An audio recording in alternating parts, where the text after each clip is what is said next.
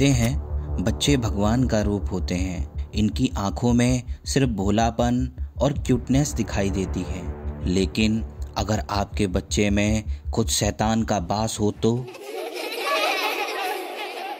ये कहानी राकेश और अंजलि की है। 7 साल ट्राई करने के बाद राकेश और अंजलि की विश पूरी हुई थी। अंजलि प्रेग्नेंट थी। अंजलि ने जैसे ही राकेश को ये गुड न्यूज़ दी, राकेश फूले नहीं समा रहा था और अंजलि के 8 महीने बीत चुके थे। एक रात बहुत तेज तूफान आ रहा था। बादल ऐसे बरस रहे थे कि मानो धरती पर रहने वाले लोगों से गुस्सा थे। सड़कों पर जाम लग चुके थे और उसी वक्त अंजलि की हालत अचानक से बेहद खराब हो गई। अंजलि दर्द से चीखने लगी और राकेश ने जैसे तैसे करके उसे हॉस्पिटल पहुंचाया। राकेश बहुत डरा हुआ था। वो बस दुआ कर रहा था कि उसकी वाइफ और उसका बच्चा सही सलामत रहे। अंजलि की डिलीवरी बहुत ही ज़्यादा कॉम्प्लिकेटेड थी। करीबन 2 घंटे के प्रोसेस के बाद रात के ठीक 12 बजे अंजलि और राकेश का बच्चा पैदा हुआ। वो बच्चा प्रीमैच्योर था। अक्सर ये कहा जाता है कि बच्चा पैदा होने पर रोता है और उसका रोना ये साइन होता है कि पैदा हुआ बच्चा हेल्दी है, पर अंजलि का बच्चा बिल्कुल नहीं रोया। डॉक्टर्स को लगा कि शायद अंजलि ने एक मरा हुआ बच्चा पैदा किया है। डॉक्टर्स बच्चे को बचाने की होप में इमरजेंसी ट्रीटमेंट की तैयारी कर ही रहे थे कि उसी वक्त वो बच्चा खिलखिलाकर हंसने लगा। सब लोग दंग रह गए थे, क्योंकि उस डॉक्टर के करियर में ये पहला ऐसा बच्चा था जो पैदा होने के बाद रोया नहीं बल्कि हंस रहा था। डॉक्टर्स ने इसे अनएक्सप्लेनेबल चमत्कार कहा और अंजलि और राकेश 5 दिन के बाद अपने बच्चे के साथ घर आ गए। 7 साल तक वेट करने के बाद दोनों ने अपने बेबी को फाइनली अपने हाथों में पकड़ा था। उनके बच्चे का नाम उन्होंने राघव रखा। राघव बचपन से ही काफ़ी एक्टिव था। सिर्फ 6 महीने की उम्र में ही उसने थोड़ा बहुत चलना शुरू कर दिया था। राकेश और अंजलि भी उससे अक्सर कुछ बुलवाने की कोशिश करते थे, पर वो ऐसे शब्द बोलता था जिनका कोई मतलब ही नहीं था। धीरे धीरे 2 साल बीत गए। राघव 2 साल की उम्र में किसी 5 साल के बच्चे जैसा लगता था। वो दौड़ सकता था, पर अभी भी बोल नहीं पाता था। अंजलि और राकेश को लगा शायद राघव बोल नहीं सकता। वो अक्सर बहुत कोशिश करते कि राघव कुछ बोले, और वो अपनी बनाई बेमतलब आवाज़ें निकालता रहता था। दूसरी तरफ राघव की फिजिकल ग्रोथ बहुत तेज थी, जिसके चलते उसका एडमिशन भी नर्सरी में जल्दी से हो गया और वो लिखना और ड्रॉ करना सीखने लगा। राघव को ड्राइंग करना बहुत पसंद था, इसलिए वो हर समय अपने हाथ में क्रेयॉन्स लिए इधर उधर भागता रहता था। ऐसे ही एक दिन अंजलि और राघव घर में अकेले थे। अंजलि टीवी देख रही थी और राघव ड्राइंग कर रहा था, और उसी वक्त राघव ने पहली बार एक वर्ड बोला, मम्मा। अंजलि के कानों में जैसे ही आवाज़ पड़ी, वो खुशी के मारे राघव के पास आकर बैठ गई। पर पास बैठकर उसने देखा कि राघव ने ब्लैक क्रेयॉन से एक औरत बनाई हुई थी और उस पर पॉइंट करके वो बार बार मम्मा मम्मा बोल रहा था। अंजलि को ये बात काफ़ी अजीब लगी। फिर उसने राघव की बाकी ड्राइंग्स पर ध्यान दिया तो वो पहले वाली ड्राइंग से भी ज़्यादा खतरनाक थी। काले और ब्लू क्रेयॉन से उसने एक जंगल बनाया हुआ था और उस जंगल की एक पहाड़ी पर एक डरावनी सी दिखने वाली औरत एक आग की आहुति के सामने बैठी थी और उसके आसपास इंसानी खोपड़ी पड़ी हुई थी। अंजलि ये सब देखकर थोड़ा घबरा गई।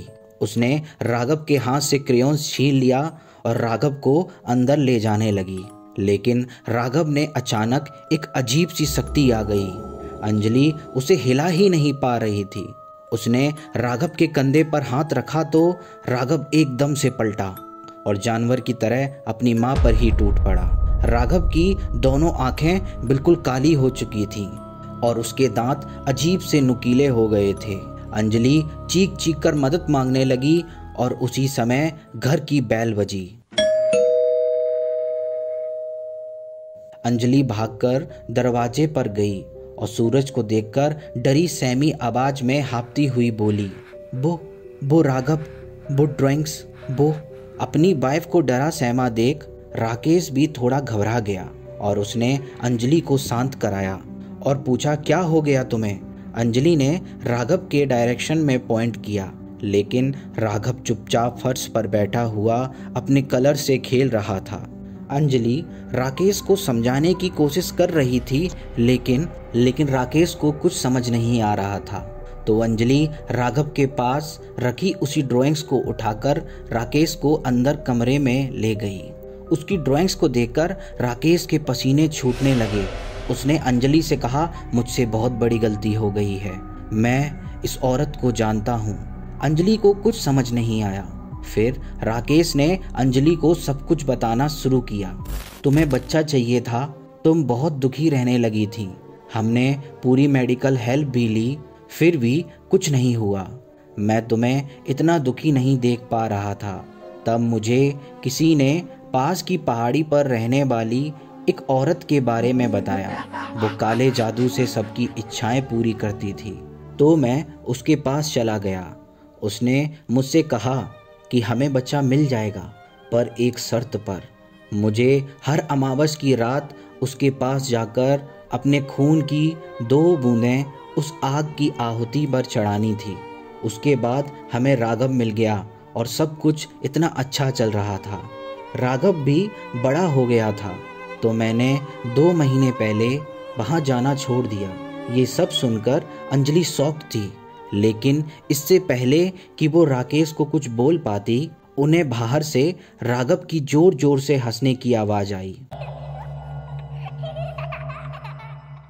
अंजलि और राकेश बाहर की तरफ दौड़े और उन्होंने देखा कि राघव फर्श पर अकेला नहीं, बल्कि उसी ड्राइंग वाली डरावनी औरत की गोद में बैठा है। उस औरत की लाल आंखें, बिखरे काले बाल और नुकीले दांत देखकर ऐसा लग रहा था कि वो औरत कोई डायन हो। अंजलि जैसे ही राघव को उस औरत से लेने आगे बढ़ी, उस औरत के हाथ अचानक लंबे हो गए और उसने उन हाथों से अंजलि को जकड़ लिया। राकेश देखकर सहम उठा और उस औरत से गिड़गिड़ाकर माफ़ी मांगने लगा, पर उस डायन ने कोई जवाब नहीं दिया।